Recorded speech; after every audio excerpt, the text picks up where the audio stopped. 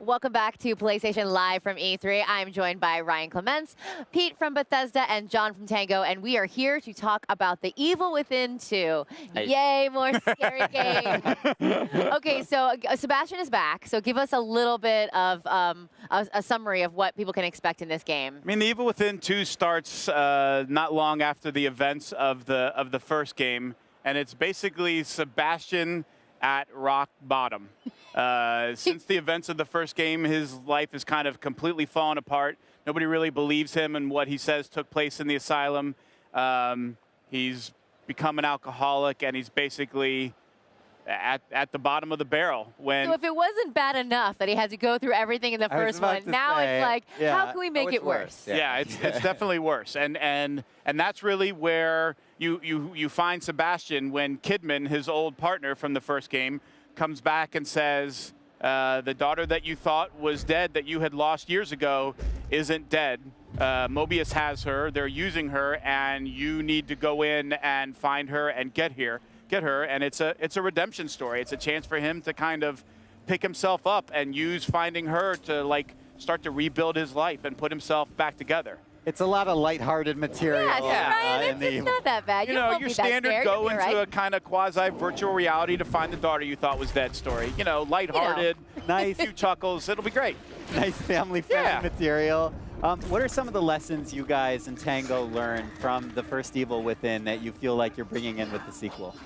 Well, one of the things we saw was we definitely wanted to have a game that focused more on characters, more on story. And we put a lot of effort this time. Sebastian is coming back. He's a much more relatable character, and you get to really journey with him from the beginning of the game to the end and see his evolution as a character. And like Pete said, it's a redemption story, so you really get the quality out of there. Yeah.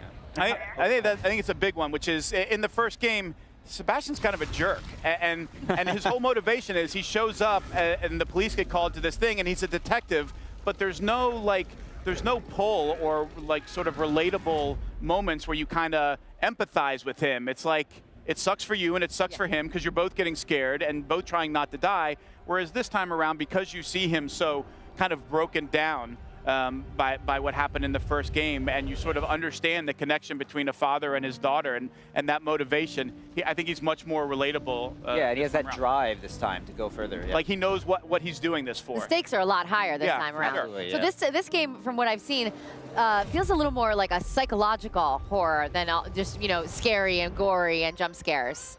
Seems a lot more psychological. For sure. I mean, John could probably speak to it, but it's always a blend. Yeah, there's definitely jump scares in there. There will be more, but like you said, I think especially what you see in the trailer and what you see in the gameplay, there is that psychological element that we sort of brought up a little bit in this one, and players will definitely see that when they play it. Yeah, like don't get the wrong idea. It's not like, not that there's anything wrong with Saw, but it's not like Saw the video game. It's not just nonstop blood and dismemberment and guts. Turns out there's a lot of ways to scare people and make it off-putting. And I think that's one of the interesting things about the game is, like, if you don't like being scared at all, well, there's no chance you should play The Evil Within 2 because you definitely will get scared. Thanks. We're just going to talk through it. Exactly. But you don't actually have to like survival horror or be a survival horror fan to like this kind of game, because I think of the stuff that John's talked about, the team has really tried to focus on it. It really actually started with the DLC for the original Evil Within, where they did some things with the Kidman DLC, the story and the narrative there that people really took to, and I think they kind of used that as a launching pad for this one. So, you know, if you like action games or good story, and yeah, sure, it's going to be scary and there's going to be tense combat, but you don't have to be, well, if you don't love survival horror, this game isn't for you. Although obviously that is the big audience that I think this will appeal to. If you like Shinji's work, if you like Tango's work, this is going to be right in your wheelhouse. There's a lot to unpack in what you just said, and one of those is, you know, the kind of mantra of survival horror, and that is the foundation, is the core of what The Evil Within is all about. And, you know, with the sequel, survival horror is known for a lot of things. I often think about, when I hear survival horror, I think about like resources, item management, you know, trying to get from one moment to the next and being smart about it when you're also scared out of your mind. How do you guys balance all those disparate elements together in The Evil Within 2? And well, it just takes a lot of time. Time is everything. Balance is everything in a survival horror game, right? Because like you said, it's resource management, which is such a key element to playing through this game. And in this one, that remains. You know, we didn't sacrifice that for sort of going through these big action pieces. It really is about exploring this world and finding anything that you can find and take, craft together to make it to the next area, to make it to the next step. And you know, it's tough. Yeah. What kind of I think, weapons? I think the other thing that John and the team really focus on is that notion that a survival horror game can't just be terrifying nonstop, right? Like you put a player into that kind of environment, like after 2 hours, you're just desensitized to all of it. Like, yeah, okay, something's just, like, it's all horrifying, it's all terrible, like, whatever, I'm scared. But I think what Tango does really well is not only figuring out that balance of resources, but that balance of intensity. Like, it turns out if you give the player time to breathe or to get a little story or to talk to somebody about a side mission, you're actually setting up the game that much better so that those scary moments can be scary. And I think that's a skill that these guys have that you don't really appreciate until you play it. And it's not even a survival horror thing, but I think it's even more important in survival horror than a lot of other. Absolutely. You give the player a minute to think, like, everything's going to be okay. Everything's going to be Never just okay. fine. And then, it comes right back at you. It's so not okay. Yeah, so not blood okay. pressure just shoots I up. love the weapons that are always available and the different things that you can kill the scary monsters with. Will we see a lot more of that in the second one? Yeah, so obviously your standard, your shotgun, your handgun are back in full force, and you can see in our gameplay trailer that there is the crossbow from the original game returning. So it gives you an opportunity to sort of use that as a tactical weapon to take down enemies. But even the sneak aspect is in there, so you don't have to use guns to take down enemies. You can hide, you can sneak kill, take them out in one shot from behind. So there's lots of options available to you, especially to suit the playstyle that you like to play. Yeah. Good, there's stealth options. So that Good, so makes you can just hide. That makes me feel a little bit better. As the hiding scaredy cat, I'm glad you're Yes, catering. you can hide. Hiding scaredy cat mode is available. Okay, it's like normal, hard, but then if you go all the way to the top, it's hiding scaredy cat. I know you guys probably get asked this a lot, but you know, I feel like there's a lot of cyclical elements to how the East and West do horror and how they kind of have learned from each other over time. I mean, with The Evil Within 2, it has sort of a Western feel, but it's deeply driven by sort of an Eastern and Japanese horror aesthetic. I mean, what is the direction like this time around? Is it following that path? Do you feel like there's more Western influences as well? Well, we never set out from the beginning and say, hey, let's make like a Western-themed horror game. I think it's because the team is obviously mostly Japanese. There is that sense of the Japanese horror in there, and I think that really comes out with the enemy design.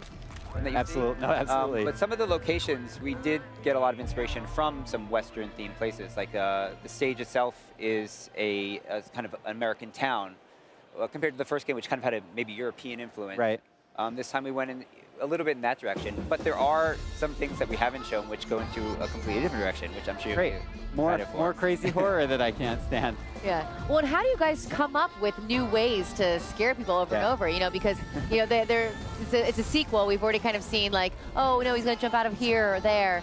So how do you guys brainstorm and come up with new ways to scare the pants off us? Maybe the most fun part of working with Tango on the Evil Within, and then now the Evil Within 2 is like team meetings where they're like, like every dev that we meet with, the end of it is usually like, hey, we're going to show you some art or some screenshots or some concepts. And whenever we get to the creature stuff, the US end of that call is always like, what the hell is wrong with you guys? Like, who comes up with that? Like, what kind of nightmares are you having? Who are you? Yeah, it's unbelievable that like just we're happy with that. But that they just never tap the well completely dry. That there's always some god-awful monstrosity that somebody has come up with that is going to be shambling at you, running at you, screaming at you, whatever it is. There's always something to be afraid of. Yeah. Yes, absolutely. Why do you feel like horror just resonates with so many people? And of course, as this game and Bethesda indicates, it's cross-cultural, right? It's just like completely universal. There's something almost addictive about it.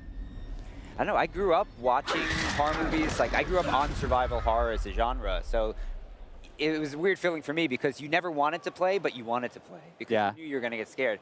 And there's that thrill of that. It's that fear of dying. Even though it is a game, it's like you really attach to the character and your progression. So it's, that intrinsic feeling of there's risk, but not really. It certainly is a genre that lends itself to like that little bit of an adrenaline rush almost, right? And one of the things that I think that I found a lot of in the Evil Within was how thrilling it can be and how tense it can be to run away.